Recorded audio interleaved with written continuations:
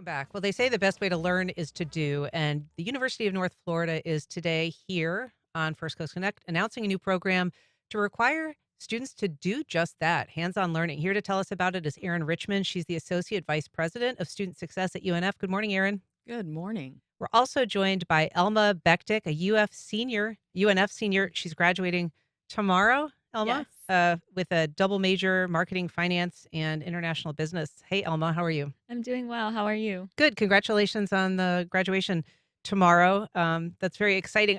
I want to start with you, Dr. Richmond. What is the program that is actually being implemented, and how's that going to impact incoming freshmen? Thanks for the question. So, UNF has been leading the country in terms of getting students involved in hands on, high impact learning practices for years. What we're doing differently now is rather than have those experiences sort of be stuck around the university where students find their way to them, stumble upon them, et cetera, by accident, maybe in year 3 or year 4, we're putting those experiences at the front door, and we're guaranteeing all students have the opportunity to do an internship or research with a professor or study abroad, other similar types of experiences that we know have a positive impact on their professional development and career outcomes once they graduate, just as our future graduate tomorrow is leaving tomorrow. So we are doing something different than most universities do, which is we're putting it at the center of the student experience right up front and guaranteeing that every single student gets that So experience. that's kind of like a requirement then, is that Yes, true? Yeah, and correct. so if for instance, I mean, sure, I'd love to study abroad, right? Does it have to accord with some part of my major, can it just be a study abroad in Spain? Because that sounds like a nice place to be. So there are several programs already require this. So, for example, nursing, you have to go do clinicals, Sure. or teaching, you have to go do a field experience. But there are many majors that don't require that, and so we are basically curating a menu of options for students and putting it in front of them so that they can say, "Okay, I think I'll do this internship with Dun and Bradstreet," or "I think I'll do this." Study abroad with my international business professor, or I think I'll do this thing. So they're going to get to pick from options that we've curated for them, um, in addition to all the other things that college students do, which is go to lectures or go to events or go to clubs and be part of organizations. This is in addition to those things, and we're also going to give them some training and development along the way so that they know how to talk about that to their future employers when they hit the ground on their first day of their job. They're ready. And Elma, you graduate tomorrow, so this is not going to apply to you necessarily, but you, on your own and with the help of your advisors, have done some hands-on learning while you were at UNF. Tell us about that experience. Of course, I would be happy to. So, I studied abroad. I went to France and I went to Le Havre and I went to Paris, and it was an amazing experience. I think every student should do study abroad or at least attempt to. We have amazing scholarships at UNF that can help students if it's an expense type of issue. I also have done multiple internships. I interned with the Jacksonville Business Journal, with UNF MedNexus, and Dun& Bradstreet over the summer in the tech department with the Office of the CTO. And now I'm in the marketing department with customer acquisition, and it is amazing. I am enjoying my experience very thoroughly.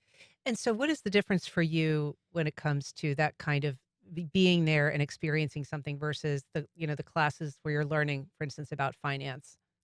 So I think doing something outside of the classroom, you get a different experience. You get to put what you've learned in lectures and in class to the test, and I genuinely love the aspect of doing something that I'm maybe like not as many people get to do, and I think.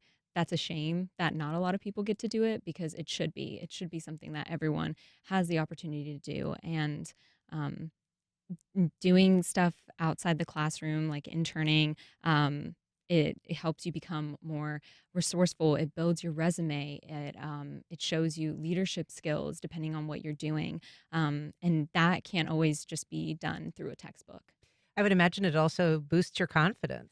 Oh, 100%. Yeah, Yeah. just being able to know that you're interacting in fields that are filled with professionals and something that you aspire to be. Oh, exactly. And I think it gives me a better perspective on what the business environment is going to be like moving forward. So, Dr. Richmond, we know that, you know, the idea of doing to learn is known, but I mean, what do the data say when it comes to the value of experiential learning? Well, the there's a lot of data out there that has been piloted and done at other universities and across higher ed. And one example, we know that students who participate in service learning are what most people think of as volunteering, but service learning with a professor as part of a guided learning experience. The data has shown that those students start on average 10% higher at a salary level, 10% higher than students who do not engage in that, and they're more likely to get promoted earlier than their peers who haven't engaged in that. And that's just one example of the type of opportunity that is experiential learning. That's the thing that we're putting in front of students more purposefully now. In addition to what Elma mentioned, which is internships and study abroad and research opportunities. So, And so we mentioned that, this is your formal announcement yes. now of this program, but how are you going to get word out to applicants, to their parents, the understanding that this is a new requirement essentially to graduate? Well, I would say first and foremost, we have some wonderful students and recent alumnus who can talk about their experience doing these things at UNF that we've already been doing so well for so long at the University of North Florida. But in addition, we're going to be sharing these opportunities and kind of sort of embedding experiential learning internships and the opportunity at UNF uniquely. We're embedding that in our new student orientations. So as the fall 25 class is coming in June, July, and August to orient to start classes in August, they're going to go through orientation and learn about this. Our academic advisors are getting training on what this means for students and how to embed it earlier. And so we're just infusing it in every part of the university and the student experience so that they can't miss it. It's not something they have to go out and seek and find and uncover under a rock. We are putting it in front of them from before they set foot on campus, even when they do their first virtual orientation at home before they arrive to UNF's campus. They're going to be learning about this, and we're putting the tools in front of them from before day one. And I guess there's some onus as well on instructors to talk about these opportunities with their students or to try to help connect them, or is that something that an advisor will take the lead on? So I'd say both, but instructors and professors at UNF have already been, for the last 10 years, been doing these things sort of quietly and wonderfully.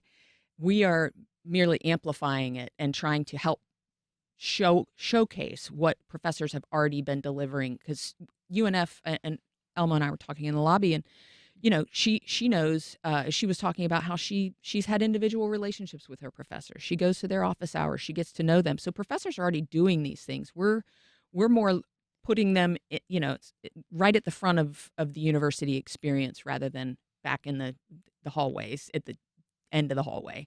So professors and advisors will definitely be sharing these things with students, but I would say they're already doing them. We're just going to be enhancing the message, enhancing the opportunities, and providing more volume of opportunities for students to participate in.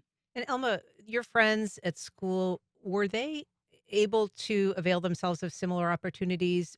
Did you talk to them about what you were experiencing with all of these different enterprises that you'd had? And the ones that didn't, were there barriers to that?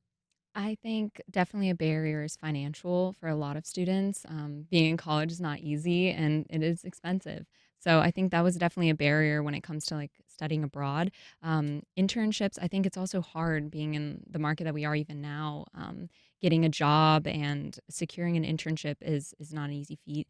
And so I think that was difficult. I am a part of honors in marketing, and my professor, Dr. Taney, does an amazing job at helping students secure internships. He gives them links, provides opportunities. We have like a marketing advisory council where students get to do hands-on case studies, and sometimes that can be for a volunteer experience if it's like a nonprofit, or you also have opportunities to do this with actual companies, like paying companies, and that could even lead to an internship. So there's many opportunities if students go out and seek it. Yeah. And I know we've had some really great UNF interns here at the station, just remarkable kids who've done some great work That's for us. awesome. But what kind of financial help is available for people who want to do these, but maybe have a job that might prevent them from doing an internship or they couldn't afford travel abroad? Yeah, I'm glad you asked that because the reality is UNF has historically and still currently serves a large portion of our students who are the first in their family to go to college. And so their parents are working, their parents are they're perhaps taking out aid or reliant on financial aid to go to college.